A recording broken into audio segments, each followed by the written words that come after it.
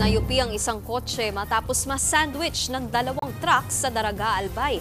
Habang sa Nueva Vizcaya, isang pick-up at pampasaherong bus ang nagsalpukan. Yan at iba pa sa report ni Gary De Leon. Guys, ang banggaan bago lang.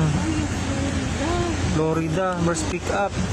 Yupi at nakasubsub pa ang pick-up truck na ito habang nakatagilid naman ang pampaserong bus sa Barangay Almaguer North sa Bambang Nueva Vizcaya. Huwebes alas 9 ng gabi nang magsalpukan ng bus at pick-up. Isa-isang pinalabas ang mga sakay ng bus.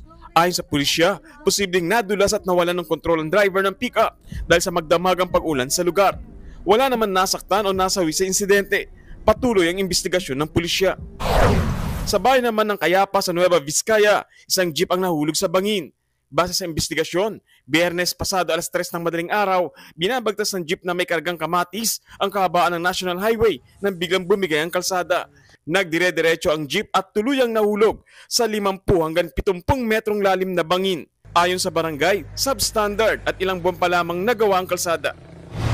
Makita tayo magmamuna, truck dyan, inaspalto ang dalangin. Nahandamit nga sinimpa nga dati.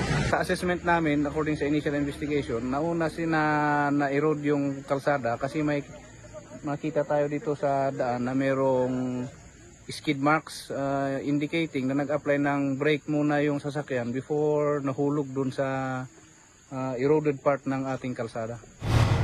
Agad namang naisugod sa ospital ang driver at isang pasahero nito. Naglagay na rin ng barikada ang kontraktor at DPWH para maiwasang maulit ang insidente. Sa Daraga, Albay, yupi ang isang kotse matapos maipit ng dalawang truck sa Barangay Villa Hermosa.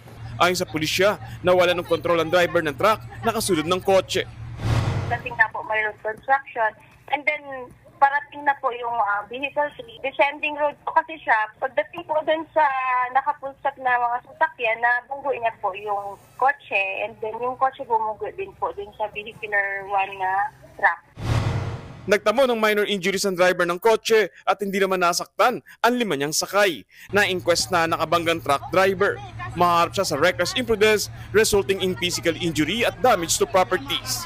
Nagbabalita mula sa frontline, Gary De Leon, News 5. Mga kapatid, Nikki de Guzman po. Para sa mga impormasyong dapat ninyong malaman, mag-follow at mag-subscribe na sa social media pages ng News 5.